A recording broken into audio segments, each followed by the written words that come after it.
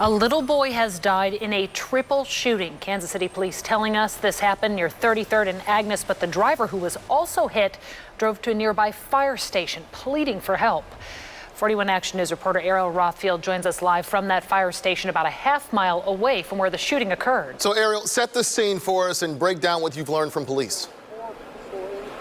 Well, Kevin, it's absolutely awful. Police did not release that little boy's age, but tell us he was under the age of 5, likely. Just very, very sad. I'm going to get out of the way because in this case, I think the picture and the videos that you're now seeing describe it all. You can see that car that detectives in the crime scene unit are now processing, and you can see the white markings on the car's windows. Those are actually bullet holes. We know the child was inside of that car. There was an adult in the driver's side as well as the passenger side. Police say they too were hit by gunfire. There was a fourth person in the car, another adult in the back seat. We are told that person was not hit. Now, police say the car drove over from 33rd and Agnes, where the car was parked, and that's where detectives believe someone came up to the vehicle and started shooting. There was absolutely no regard with the way these rounds were fired into that car. Whatever the disagreement or the intention was of the person shooting, whoever they were shooting at, obviously we would assume they were not shooting at the young child inside this vehicle. Whoever they were shooting at, though, there was obviously absolutely no regard.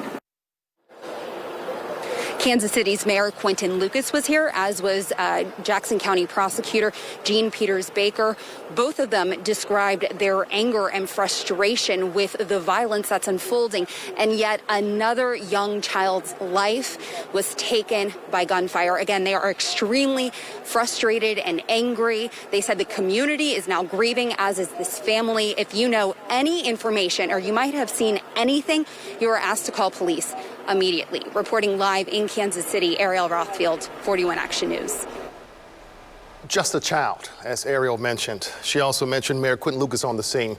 That's where he says this is a devastating day for Kansas City. He mentioned today was supposed to be a day to show progress, all since Governor Mike Parson was here to sign bills related to curbing crime. Instead, a family has lost a young child, all due to senseless gun violence. We're reminded once again of gun violence in our community, and even more so, frankly, if you look out behind us, you see a playground. You have Central Middle School, Central High School nearby, a neighborhood that has been rocked by violence before, but the sort of thing that you don't want people seeing. It's so hard to believe we're reporting on another child's death like this yet again. This little boy's death is the 144th person killed in Kansas City, Missouri this year. Young people make up about a third of homicides so far in 2020. Now, 6 people, 16 years or younger, have been killed due to violence in our community. You'll recall we lost a 16-year-old to gun violence just last week. 41 people between the ages of 17 and 24 have been killed as well. Such sad news. This is a developing story. We will continue to cover this for you throughout the night. You can see that on TV and online. We will bring you updates as new information becomes available.